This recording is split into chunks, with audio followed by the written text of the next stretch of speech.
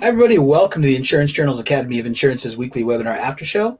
I'm your host, George, and joining me for the after show today is not only the director of the Academy of Insurance, but today's instructor. Today's class was ABC, not as easy as 1, 2, 3, the CGL coverages. And our instructor for today is none other than Mr. Patrick Wraight. Patrick, welcome to the after show. It's great to have you here. Oh, George, this is the best part of the week. I can't argue with that. It feels the same way to me, too. How large is the CGL coverage form? We were forewarned as attendees that it could take a whole day to dive into that form, and yet you managed to wring out the most salient points within an hour. So is it like 100 pages, 1,000 pages? How big is the form? What's going on?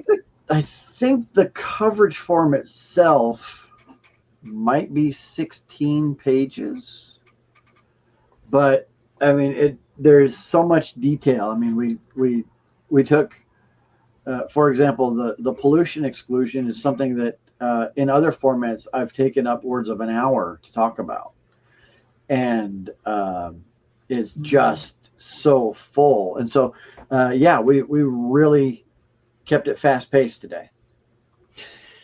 I'll say, it was definitely not. I mean, you've got a. In the commercial general liability masterclass the Academy has, the 7-part series, each coverage, A, B, and C, gets at least an hour devoted to its own thing. But this is part of our new to insurance series. So you were trying to sort of give the $15 version of the coverage to the new to insurance folks, correct? Yeah.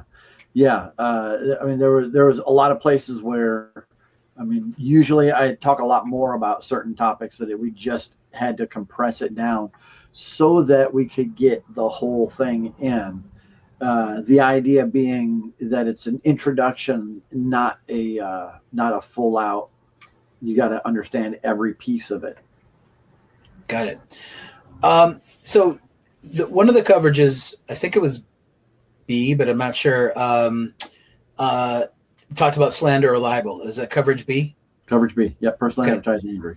So I was wondering, since it's not just, you don't just hear things on the radio or the news, or you see things in newsprint anymore. There's all kinds of social media that widens the scope of where you can see complimentary information about yourself or slightful.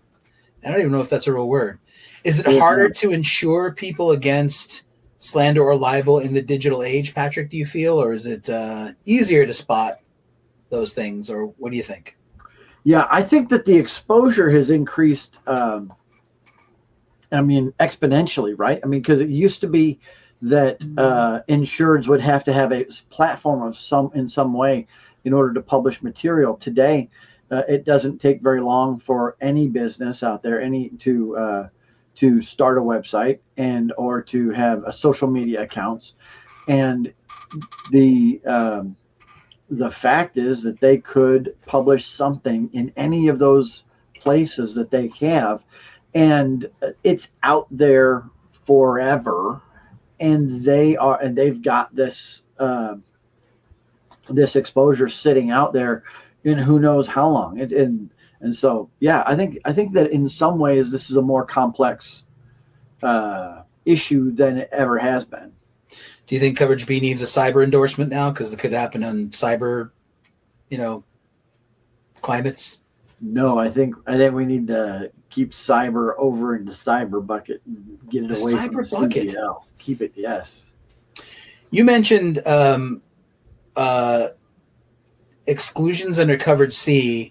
And you said everything not covered under coverage A is also not covered under coverage C. Why do we need to mention that? If we didn't say that, would people not guess that was the case, or just wondering? Because if we don't say it, we can't expect it, right? Because it's a contract, right? So if we don't say that if it's not covered under coverage A, we're not covering it under coverage C, then potentially we could cover it under coverage C. In which case we end up with a bigger issue than what we had initially thought. How often does the form change? I mean, you give this class, and I was wondering, does it probably doesn't change a ton, but does anything new, like changes in the world, kind of affect the form? Do you ever, this form very, very intimately? Do you see changes a lot, or is it kind of static? So these forms will often change as ISO determines that there's enough new material to add to the coverage form. What we'll often see is in the life cycle of a coverage form like this from ISO, we'll see something happen, right? And insurance companies will pay large claims about a loss that they didn't expect to pay.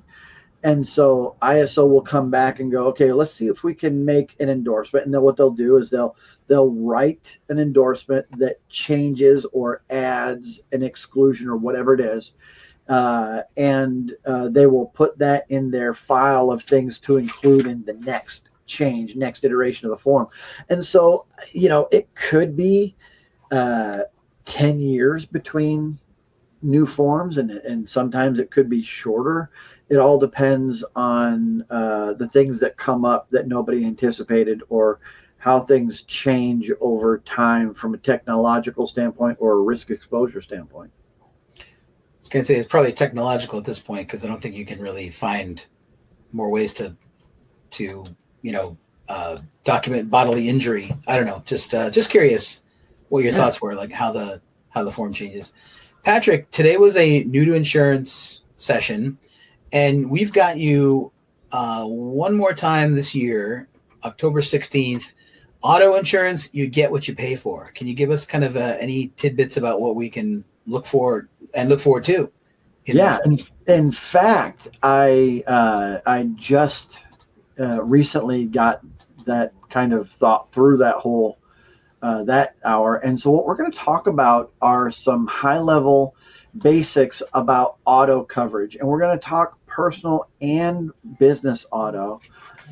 Again, we won't be able to dive deeply into anything, but by the time we're done, people will understand some of the different coverages that exist on an auto policy, some of the ways to determine who is an insured and what is insured on a business auto policy in particular. And I'm looking forward to that. Again, another fast-paced hour full of new to insurance stuff. And I just today set up I have one more in November about liquor liability. Okay. Well, fantastic. Surprise to George, I know. Yeah, this just in, that kind of thing. And speaking of cyber, Patrick. Oh, sorry. Go ahead. No. Oh, okay. Well, and next week, speaking of cyber, the cyber claim minefield. What happens when your agency is hacked? None other than Tom Wetzel. Patrick, what's he got? What's he bringing to the table again? Yeah, so Tom is going to bring, again, more critical information for insurance agents who use computers and the internet, because it's not a matter of if a hack will have happened or if data will be breached. It's a matter of when, and how do we respond when it happens. And so Tom's going to talk about that process of what happens next after there was a breach of some sort. Did you say insurance agents that use the computers or the internet? Yes, I did. As opposed to like getting your Abacus hacked?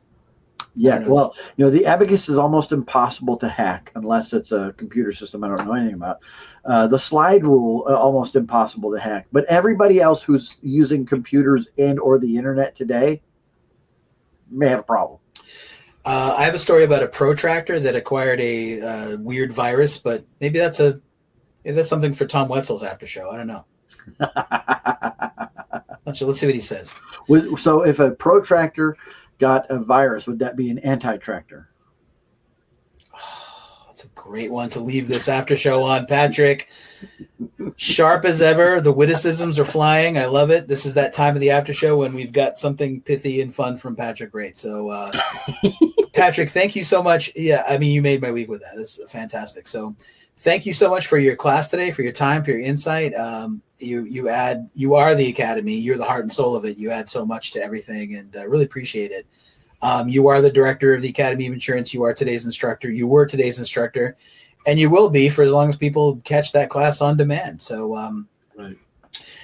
Everyone watching this after show, if you are interested in our new to insurance series, like I know you should be interested in every facet of the Academy, but if that's what you're interested in for new hires, definitely reach out to us. We can give you access to just the new to insurance classes too. It's all good. It's all great. It's great. Patrick, thanks again for everything. And on behalf of Patrick Wraight, this is your host, George, saying thanks everyone for coming to the after show, the Anti-Tractor. We'll see you next time. Have a great day, everybody. Take good care. Oh, would that be like an anti-tractor beam? It pushes you away instead of pulling you in.